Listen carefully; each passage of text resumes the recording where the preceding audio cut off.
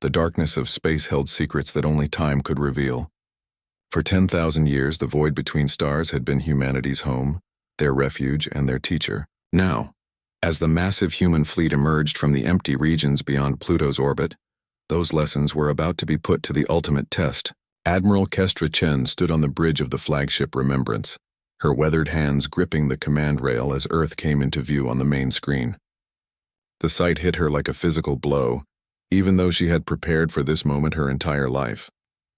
The blue marble that had once been humanity's cradle was now a blackened sphere, its surface scarred with the marks of orbital bombardment that had happened 10 millennia ago. "Visual confirmation complete, Admiral," reported Lieutenant Torres from the sensor station.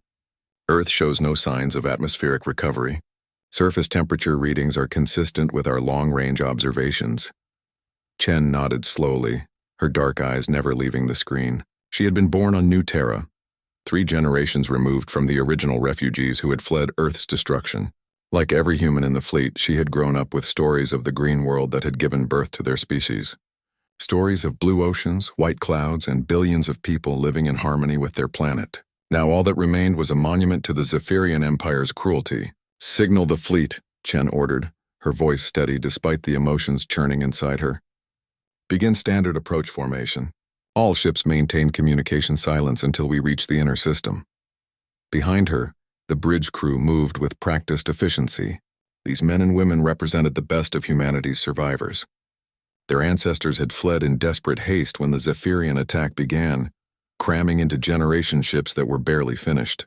Those refugees had spent decades just learning how to survive in space. Their children had spent centuries building new worlds in distant systems. Their grandchildren had spent millennia preparing for this return. The human fleet was a testament to that preparation. 5,000 ships of various sizes moved through space with perfect coordination, their hulls bearing the marks of 50 different colony worlds. The smallest were scout ships, fast and deadly, designed for reconnaissance and quick strikes. The largest were city ships, massive vessels that could house entire populations and serve as mobile bases of operation. At the heart of the fleet was the Remembrance itself, a ship unlike anything the old Earth had ever produced. It was part warship, part command center, part symbol. Every piece of metal in its hull contained trace elements from Earth's soil, collected by the original refugees and carefully preserved across the centuries. Every human in the fleet knew that they carried their homeworld with them, literally and spiritually. "Admiral," came a voice from the communication station. "We're receiving automated signals from the inner system. Multiple sources, all using Zephyrian frequencies." Chen's jaw tightened. "Analysis?" "The patterns match mining operations, Admiral. Large-scale resource extraction. It appears the Zephyrians have been harvesting what remains of Earth's resources." A cold silence fell over the bridge.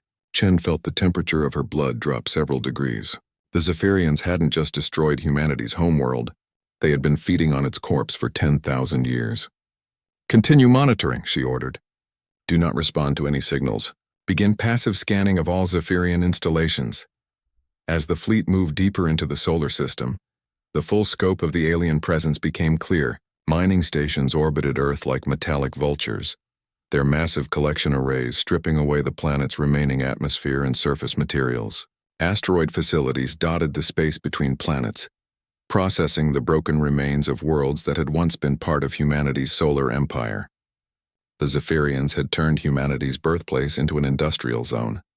"Admiral," reported the sensor officer, her young voice tight with controlled anger. "We're detecting at least 47 major installations throughout the system. Estimated Zephyrian population is between 50 and 70,000 individuals." Chen absorbed this information without visible reaction, but inside, calculations were already forming. 70,000 Zephyrians working in humanity's graveyard. It was almost poetic. The numbers were manageable, but that wasn't the point. This wasn't about winning a simple battle. This was about sending a message that would echo across the galaxy. "Ma'am," interrupted Lieutenant Torres, excitement creeping into his professional tone. "I'm picking up something unusual.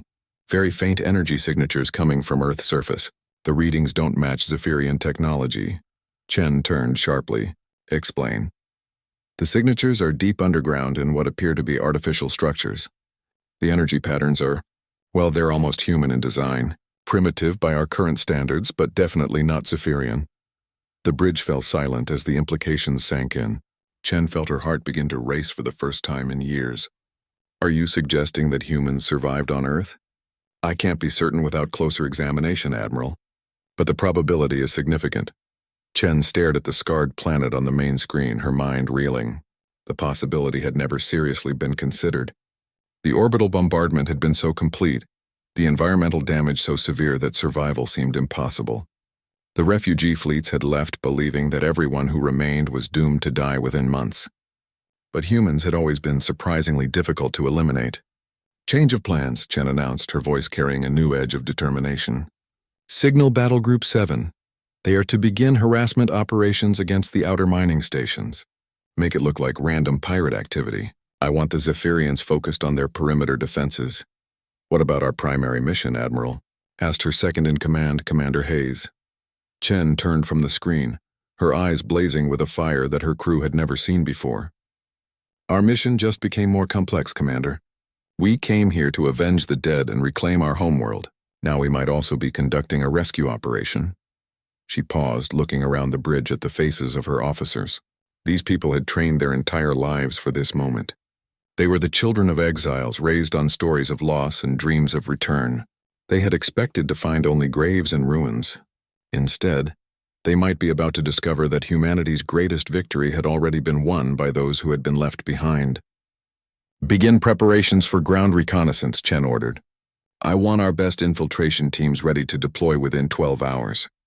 If there are humans alive down there, we need to make contact before we announce our presence to the entire Zephyrian Empire. As the bridge crew sprang into action, Chen remained at her position, staring at the image of Earth.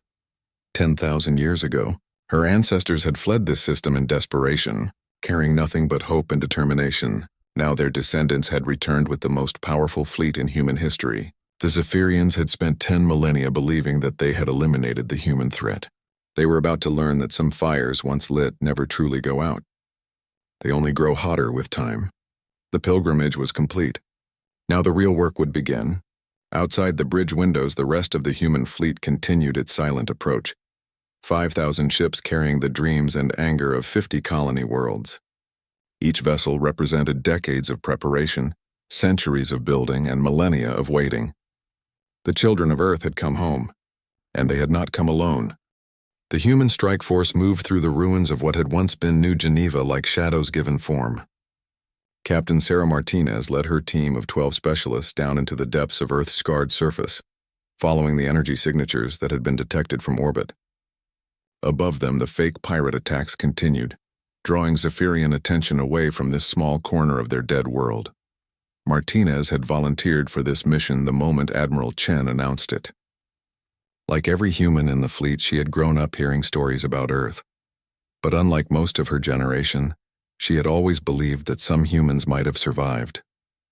Her great-grandmother had been a tunnel engineer on Mars before the evacuation. She had always said that humans were like water. They found ways to flow into the smallest spaces and survive.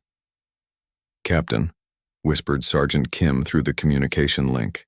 "The energy readings are getting stronger. Whatever's down here, we're getting close." The team moved carefully through the rubble-filled streets.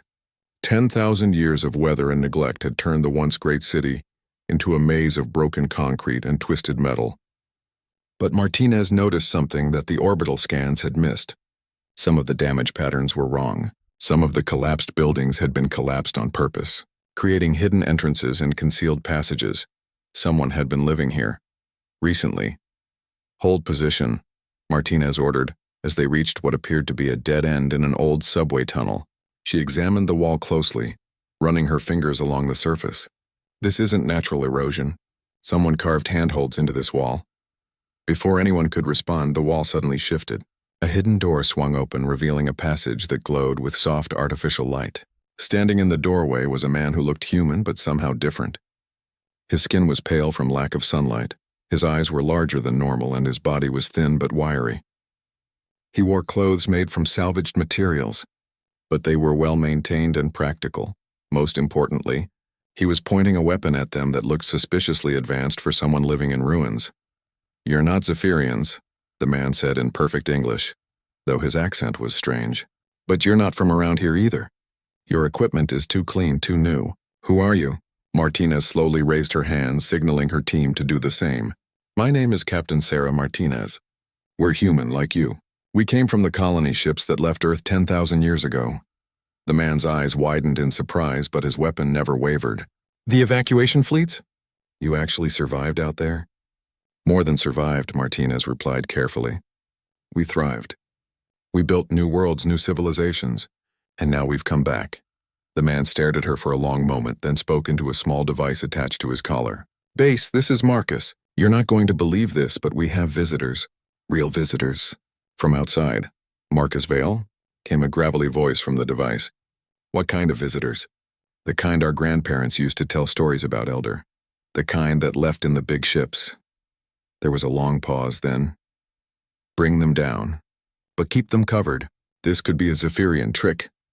Marcus gestured with his weapon for the strike team to follow him. My apologies for the suspicion, Captain Martinez. But we've learned to be very careful over the years. The Zephyrians have tried to infiltrate us before using various disguises. As they walked deeper into the tunnel complex, Martinez was amazed by what she saw.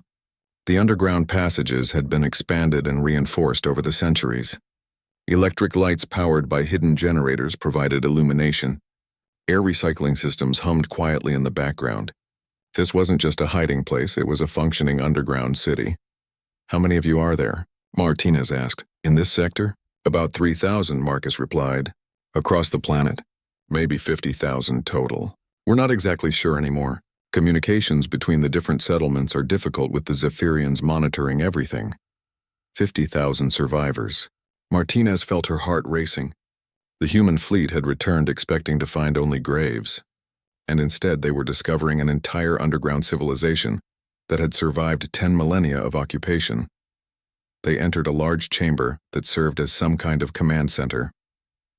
Dozens of people worked at computer terminals and communication stations. The technology was clearly improvised and repaired many times over, but it was functional. More importantly, it was hidden from Zephyrian detection. An elderly woman approached them, her gray hair tied back in a practical ponytail. Despite her age, her eyes were sharp and alert. I am Elder Reese, current leader of the Geneva Underground. Marcus tells me you claim to be from the evacuation fleets. We are, Martinez replied. And we're not alone. There are 5,000 ships in orbit right now, with more fleets positioned throughout Zephyrian space. Elder Reese's composed expression cracked for just a moment, revealing shock and something that might have been hope. 5,000 ships? How is that possible? We spent 10,000 years preparing for this day, Martinez explained.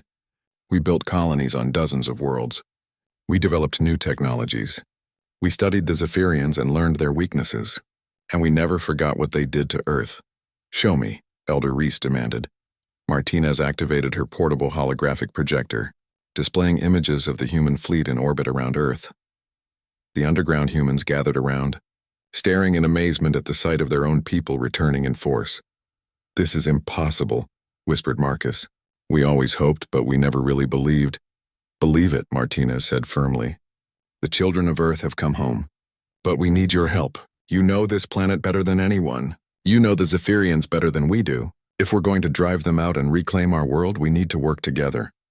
Elder Reese studied the holographic display for a long moment, then looked directly at Martinez. Captain, you have to understand something. We've been fighting the Zephyrians for 10,000 years, not openly. We learned early that direct confrontation was suicide. But we've been sabotaging their operations, stealing their supplies, learning their secrets. Every human down here has been born and raised for one purpose: to make the Zephyrians regret ever setting foot on our world. She gestured to the computer terminals around the chamber. We've mapped every Zephyrian installation on the planet. We know their patrol schedules, their communication codes, their supply routes. We've infiltrated their computer networks and learned about their military capabilities. For 10,000 years, we've been gathering intelligence and waiting for an opportunity to strike back. Marcus stepped forward, his earlier suspicion replaced by fierce determination. Captain, we can give you detailed information about every Zephyrian position in the system. More than that, we can coordinate simultaneous strikes against their most vulnerable points. They won't know what hit them. Martinez felt a chill of anticipation run down her spine. The human fleet had returned with superior technology and overwhelming numbers. But the survivors had something even more valuable: 10,000 years of intimate knowledge about their enemies. "There's something else you need to know," Elder Reese continued. "The Zephyrians have gotten comfortable here. They think of Earth as a conquered territory, not a battlefield.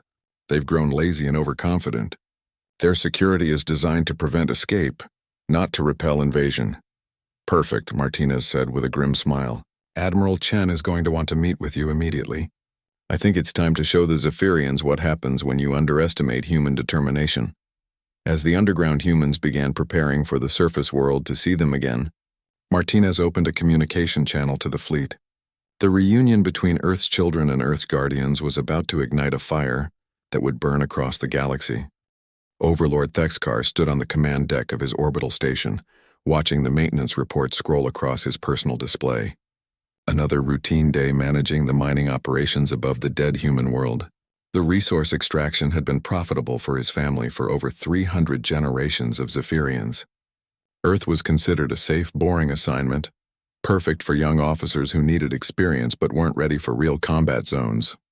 That perception was about to change forever. "Overlord," came a nervous voice from the communication station. "We're receiving distress signals from mining station Gamma 7. They report they're under attack by unknown vessels." Thexkar barely looked up from his reports. "Pirates again? How many ships?" "The initial report mentioned 3 small vessels, sir, but the signal cut out before they could provide more details." "Send a patrol squadron to investigate," Thexkar ordered dismissively. "Probably just scavengers looking for easy salvage. Have Security Chief Vactor handle it." Above Earth's atmosphere, Admiral Chen watched the first phase of the operation unfold with cold satisfaction. The human strike ships had hit the remote mining station exactly as planned, making it look like a random pirate raid. The Zephyrians would respond predictably, sending a small force to investigate while keeping their main defenses focused on the larger installations. "Admiral," reported Commander Hayes from his position at the tactical station, "Zephyrian patrol squadron is moving toward the bait. 6 ships, standard configuration. They're following the exact response pattern the underground intelligence predicted." "Perfect," Chen replied. "Signal the concealed battle groups. Begin Phase 2.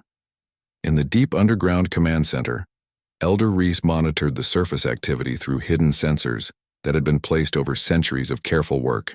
Around her, the underground humans worked with quiet efficiency, coordinating with the orbital fleet through encrypted communication channels that used old Earth satellite networks the Zephyrians had never bothered to shut down. "Marcus," she called to her tactical coordinator, "the surface teams are in position. All Zephyrian ground installations have been mapped and marked for simultaneous strikes." Marcus Vale studied the tactical display, his enhanced eyes taking in every detail. 347 separate targets, Elder. Guard posts, communication arrays, supply depots, vehicle garages. The fleet can handle the orbital stations, but the ground positions are ours. "Signal all underground cells," Elder Reese ordered. 10,000 years of preparation ends today. The Zephyrian patrol squadron reached the destroyed mining station and found nothing but debris and the signature traces of human weapons. Security Chief Vactor, commanding the patrol, felt a cold certainty settle in his stomach. These weren't pirates. The attack patterns were too precise, the destruction too complete. "All units, this is Vactor. Return to base immediately. Send emergency signal to High Command. We may be dealing with a serious threat." But as the patrol squadron turned to retreat, they discovered that the space around them was no longer empty. Human warships materialized from the asteroid field like predators emerging from tall grass. The Zephyrian ships found themselves surrounded by vessels that were clearly military-grade, clearly coordinated, and clearly hostile. "This is Admiral Kestra Chen of the Human Colonial Fleet," came a transmission that chilled every Zephyrian to their core. "Surrender your weapons and prepare to be boarded. You are trespassing in human space." The battle that followed lasted exactly 17 minutes. The Zephyrian patrol squadron was equipped for police work and anti-piracy operations. They were not prepared to face warships that had been designed specifically to counter Zephyrian technology by people who had spent centuries studying every weakness in their systems. Human plasma cannons tore through Zephyrian shields like paper. Human missiles found gaps in armor that the Zephyrians didn't even know existed. Human jamming systems shut down Zephyrian communications and targeting computers with surgical precision. When the smoke cleared, 5 of the 6 Zephyrian ships were destroyed. The 6th was disabled and boarded, its crew taken prisoner for interrogation. Overlord Thexkar received the news with growing horror. What do you mean, human ships? There are no humans left. We eliminated them 10,000 years ago. Sir, his communication officer replied with a trembling voice. The surviving patrol ship transmitted clear visual confirmation before they were captured. These are definitely human vessels, and they're using technology we've never seen before. Before Thexkar could respond, every alarm in the orbital station began blaring simultaneously. The tactical display lit up with hundreds of new contacts as the human fleet dropped all pretense of stealth.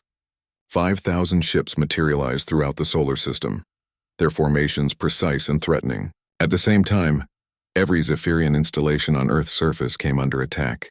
Underground humans emerged from hidden tunnels and concealed bunkers, carrying weapons that had been carefully maintained and improved over 10 millennia of preparation.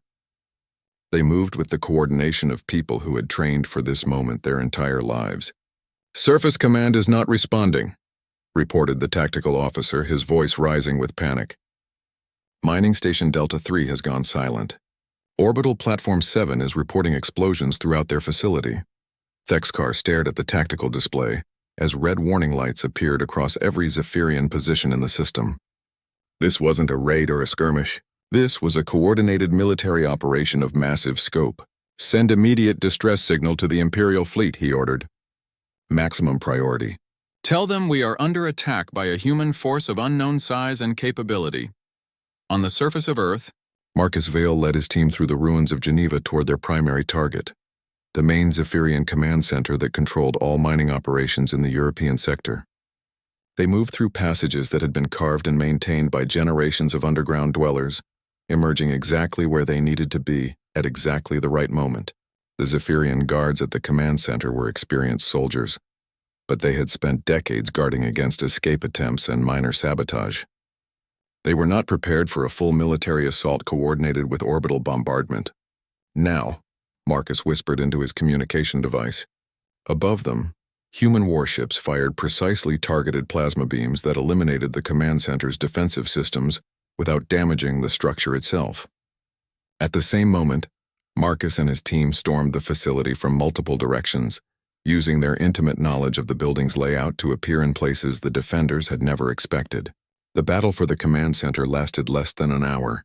When it was over, Marcus stood in the main control room looking at displays that showed Zephyrian positions throughout the planet. For the first time in 10,000 years, humans controlled vital intelligence about their occupiers. "Elder Reese," he reported through his communication link. "European Command Center is secure. We have access to their complete database." "Excellent," came the reply. "Similar reports are coming in from all sectors. The surface is ours." In orbit, Admiral Chen watched as the last of the local Zephyrian defenses crumbled. The mining stations were burning. The patrol fleets were destroyed. The ground installations were captured or eliminated. "Communication intercept, Admiral," reported Lieutenant Torres. "The Zephyrians have sent a distress signal to their main battle fleet. They're requesting immediate reinforcement." Chen smiled coldly. "How long until the Imperial fleet arrives?"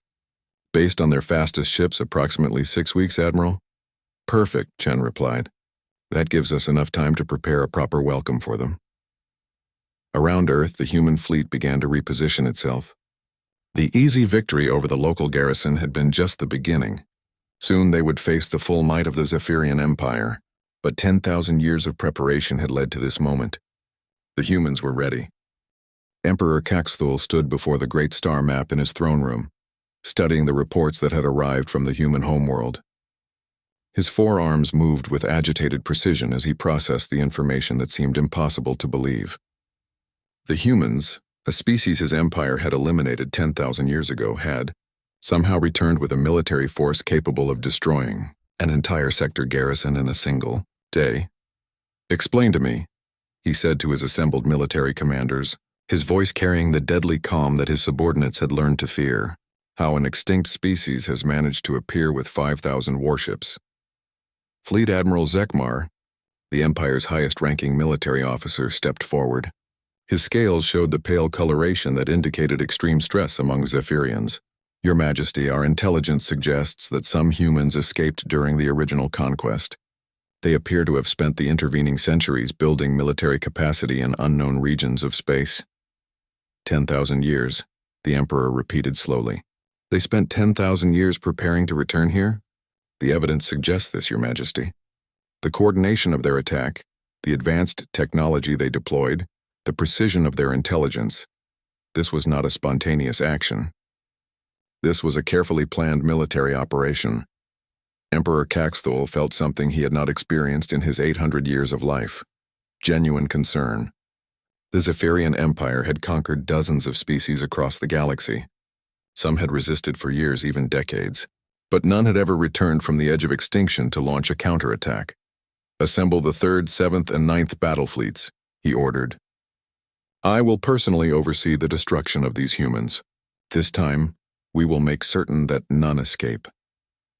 6 weeks later, the largest Zephyrian military force in 3 centuries emerged from hyperspace at the edge of the solar system. Over 1,500 capital ships, supported by thousands of smaller vessels, formed a formation that stretched across millions of kilometers. It was a display of military might designed to overwhelm any possible resistance. Admiral Chen watched their arrival from the bridge of the Remembrance, now positioned near the orbit of Mars. Around her, the human fleet had deployed in what appeared to be a desperate defensive formation. To Zephyrian sensors, it would look like the humans were preparing for a last stand around their homeworld. Signal from the Zephyrian flagship, Admiral, reported the communication officer. They're demanding our immediate surrender. Response? Asked Commander Hayes. Chen smiled grimly. Tell them we're still considering their offer. Emperor Caxthul studied the tactical display from his command ship. The massive dreadnought Imperial Glory. The human formation looked exactly as he had expected. A defensive cluster around their precious Earth, waiting for the inevitable Zephyrian attack.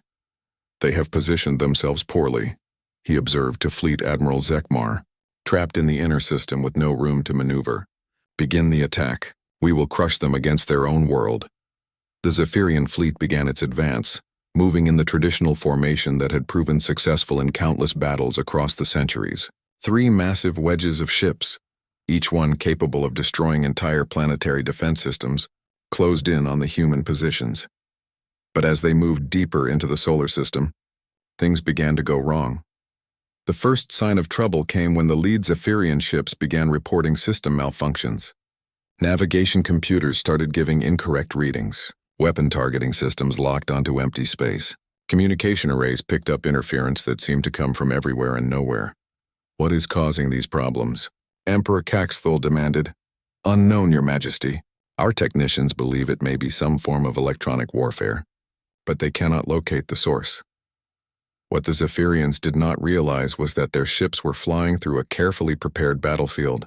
For 10,000 years, the underground humans had been placing hidden devices throughout the solar system.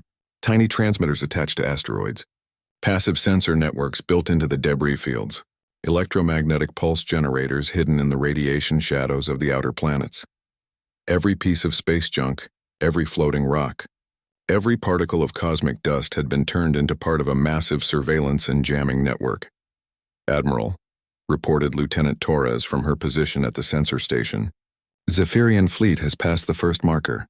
All hidden systems are now active. Excellent, Chen replied. Begin Phase 1. Suddenly, the empty space around the Zephyrian fleet came alive with weapons fire. Plasma cannons emerged from concealed positions on asteroids. Missile launchers hidden in the debris fields began launching coordinated salvos. What the Zephyrians had thought was empty space revealed itself to be the most heavily fortified region in the galaxy. The Zephyrian formation began to take casualties immediately. Ships that had been advancing in perfect order found themselves under attack from directions they had never expected. Their sensors, confused by the jamming, could not properly identify targets or coordinate responses. This is impossible, Fleet Admiral Zekmar reported, his voice rising with panic. There are weapons platforms everywhere. How did they build so many installations without our knowledge? Emperor Caxthul watched his tactical display as red warning lights began appearing throughout his fleet. How long did you say these humans were in exile? 10,000 years, Your Majesty. The Emperor felt a chill of realization. 10,000 years was enough time to turn an entire solar system into a fortress. Recall the advanced squadrons. Reform the fleet in defensive positions. But it was already too late. The human fleet, which had appeared to be retreating, suddenly revealed its true strength. Ships that had been hidden behind planets and large asteroids emerged to attack the Zephyrian flanks. The defensive formation became an offensive trap, with the Zephyrians caught in the center. The battle that followed was unlike anything in Zephyrian military history. Their ships, designed to fight against primitive planetary defenses, found themselves facing weapons that seemed to anticipate their every move. Human plasma beams cut through Zephyrian shields as if they were not there. Human missiles struck with impossible accuracy, hitting critical systems with surgical precision. Worse still, the humans fought with a coordination that seemed almost supernatural. When one human ship was damaged, others moved immediately to cover its retreat. When Zephyrian forces concentrated in one area, human reinforcements appeared from unexpected directions. It was as if the entire human fleet operated as a single thinking organism. "Your Majesty?" Fleet Admiral Zekmar reported, his voice now openly terrified. "We have lost over 400 ships. Our formations are breaking apart. The humans are not fighting like any enemy we have encountered before." Emperor Caxthul stared at the tactical display, watching centuries of Zephyrian military doctrine crumble before his eyes. "What do you mean?" "They adapt to our tactics instantly, Your Majesty. Every time we change our approach, they respond as if they already knew what we were planning. And their weapons? They are designed specifically to counter our defenses. It is as if they have been studying our military capabilities for 10,000 years. The Emperor finished quietly. As the battle raged around Earth, Marcus Vale stood in the restored command center on the planet's surface, coordinating ground-based weapon systems with the orbital battle. Around him, the underground humans worked with the efficiency of people who had been preparing for this moment their entire lives. "Elder Reese," he reported, "surface-to-space batteries are performing perfectly. Zephyrian casualties are mounting faster than their medical ships can handle." "Good," came the reply. "But this is only the beginning, Marcus. The real test will come when they realize that this battle is not about defending Earth." High above, Admiral Chen opened a communication channel to all human ships. "Attention all vessels. Phase 3 is now authorized. Begin the true operation." As Emperor Caxthul watched in growing horror, human ships throughout the solar system began transmitting jump coordinates to distant locations. This had never been about defending Earth. The humans had used his fleet as bait to gather the largest Zephyrian military force in one place, while human attack fleets launched simultaneous assaults on undefended Zephyrian worlds across the galaxy. The reports reached Emperor Caxthul like waves of disaster, each one more devastating than the last. As his trapped fleet fought desperately in the solar system, human forces were systematically dismantling the Zephyrian Empire across the galaxy. Worlds that had been under Zephyrian control for thousands of years were falling in coordinated attacks that seemed to come from nowhere. "Zephyr Prime is under assault," reported his communication officer, her voice breaking with strain. "They estimate at least 200 human ships in the system." "Impossible," the Emperor replied, but his voice lacked conviction. "Our intelligence showed all human forces concentrated here." "Your Majesty," another officer interrupted, "Kepler colony has gone silent. Last transmission mentioned human ground forces emerging from hidden positions." Admiral Chen watched the tactical display from the bridge of the Remembrance as the scope of the human operation became clear. Around Earth, the trapped Zephyrian fleet continued to take heavy casualties, but that was no longer the primary objective. The real victory was happening across dozens of star systems simultaneously. "Report from Battle Group Omega," Commander Hayes announced. "Zephyrian homeworld defenses have been neutralized. They are requesting permission to begin the final phase." Chen nodded slowly. The moment she had trained for her entire life was finally here. "Permission granted. Signal all fleet commanders. Execute Order Remembrance." On the surface of Earth, Marcus Vale stood in the control center that had once belonged to Overlord Thexkar. Through the windows he could see the orbital battle raging above, Zephyrian ships burning like falling stars in Earth's atmosphere, but his attention was focused on the communication displays showing human victories across the galaxy. "Elder Reese," he reported, "the Centauri offensive is complete. Admiral Torres reports total success with minimal casualties. And the Vega system? Elder Reese asked. Secured 20 minutes ago. The Zephyrians there surrendered without fighting once they realized they were facing human forces. Elder Reese allowed herself a small smile. For 10,000 years, her people had dreamed of this moment. Now it was finally happening, and it was more complete than anyone had dared to hope. Emperor Caxthul realized with growing horror that he was not just losing a battle.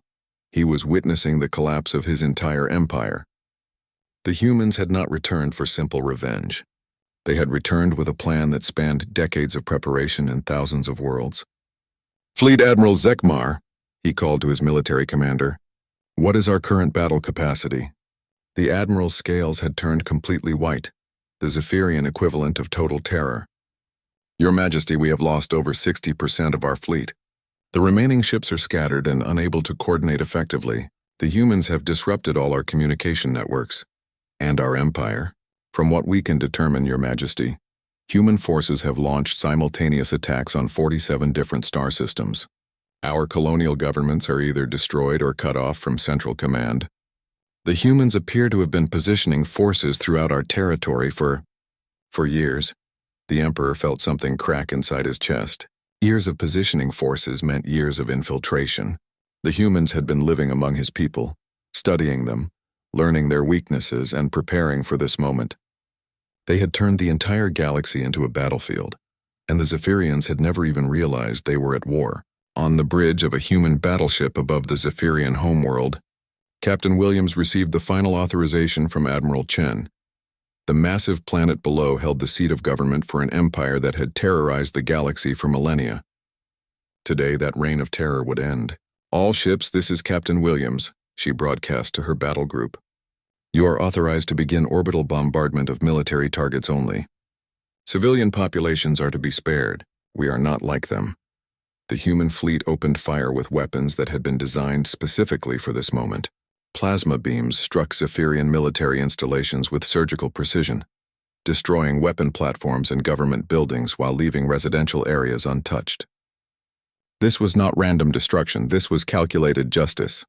In the Imperial Palace on the Zephyrian homeworld, government officials watched in terror as their military defenses crumbled. For the first time in their species' history, Zephyrians were experiencing what their victims had felt for thousands of years. Back in the solar system, Emperor Caxthul made a decision that no Zephyrian ruler had ever been forced to make. Open a communication channel to the human fleet, he ordered. I wish to speak with their commander. Admiral Chen appeared on the main screen of the Imperial flagship, her face calm, but her eyes burning with the fires of 10,000 years of human determination. I am Admiral Kestra Chen, commander of the human colonial fleet. You wish to speak, Emperor?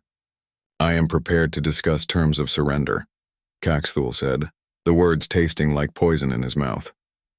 Surrender? Chen replied, her voice carrying no emotion. You misunderstand the situation, Emperor. You are not in a position to negotiate surrender. You are in a position to listen to our terms. The Emperor felt his pride crumble, but survival was more important than dignity. What are your terms? Your empire ends today, Chen stated simply. Your military forces will be disbanded. Your colonial governments will be dissolved. Your species will abandon every world you have conquered and return to your original homeworld system. That is exile, the Emperor protested. You would scatter my entire species across space. Chen's expression hardened. You scattered humanity across space 10,000 years ago. You turned our homeworld into a graveyard and spent centuries mining its corpse. Now you will experience what you inflicted on others. And if we refuse, then you will share the fate of every species that refused Zephyrian demands over the centuries. The choice is yours, Emperor. Exile or extinction. The communication channel went silent as Caxthul considered his options. Around him, his command staff waited for orders that could determine the future of their entire civilization. Marcus Vale received the news of the Emperor's decision through the underground communication network. The Zephyrians had accepted exile rather than face complete destruction. Across the galaxy, human forces were already beginning the process of dismantling the alien empire that had terrorized so many worlds. It's over, Elder Reese said quietly, standing beside him in the reclaimed command center. After 10,000 years, it's finally over. Marcus nodded, but his expression remained serious. The easy part is over, Elder. Now we have to rebuild, not just Earth, but all the worlds that were damaged by Zephyrian occupation. The children of Earth are up to the task, Elder Reese replied with confidence. We proved that we could survive anything. Now we'll prove that we can build something better. Above them, the human fleet began the process of establishing permanent defenses around Earth. The planet that had been a graveyard was becoming the center of a new human civilization that spanned the galaxy. Admiral Chen stood on the observation deck of the Remembrance, looking down at the healing world below. The scars of the ancient bombardment were still visible, but new growth was already beginning. Human colonists from dozens of worlds were returning to help restore their species' birthplace. The age of Zephyrian dominance was over. The age of human expansion had begun, and across the galaxy, former subjects of the Empire learned that their new human neighbors were nothing like their old Zephyrian masters. The children of Earth had returned home, and they had brought justice with them.